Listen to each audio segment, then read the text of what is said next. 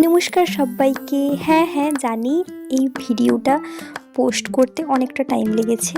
আসলে এটার কথা আমার মনে ছিল না, সত্যি কথা বলতে এটা আমার মনে ছিল না। অন্যান্য ভিডিওগুলো পোস্ট করছিলাম, বহুদিন পর এই ভিডিওটা দিচ্ছি। জানি না তোমরা দেখবে কি না, তবে দিনের বিজি শিডিউল থেকে টাইম বের করে এটা এডিটিং করে পোস্ট করছি। তো এটা হচ্ছে ঝাড়খণ্ড ট্যুরের লাস্ট ডে। আর আমি সকাল সকাল উঠে আমরা ছিলাম আশ্রমে। যদি আগের ভিডিওটা তোমরা দেখে থাকো তাহলে বুঝতে পারবে। তো সকাল সকাল উঠে প্রথমে চা খেয়েছি, দেখলে তো।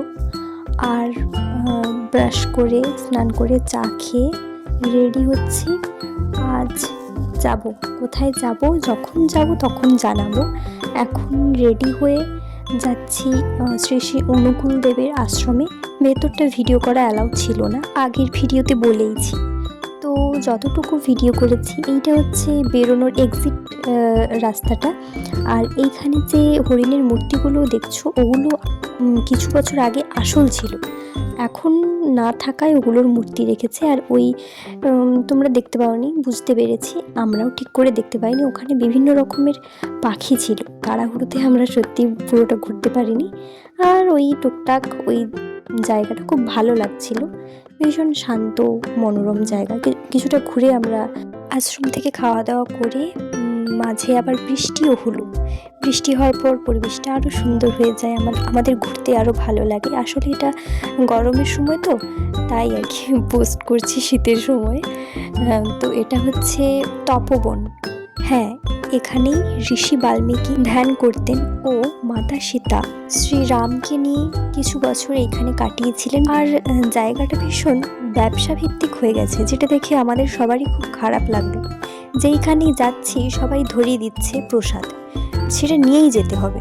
আমরা যদি এমনিও বলি পুজো দেব, ওটা হবে না।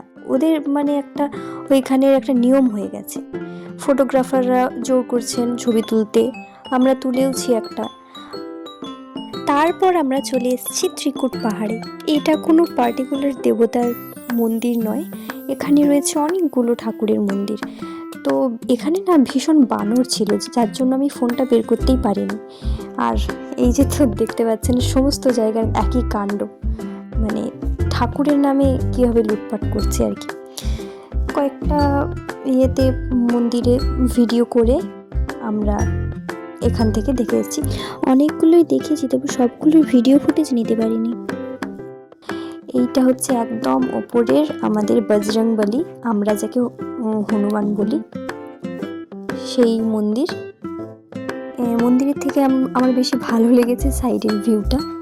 তারপর আমরা দেখে বাসে উঠে গেছি। তারপর যাচ্ছি আমরা একটা জায়গায় হল্ট করতে, সেইখানে খাওয়া দাওয়া করে বাড়ি ফিরবো বলে। তো এই ট্যুরটা এতটাই ছিল আমাদের ঝাড়খণ্ড ট্যুর।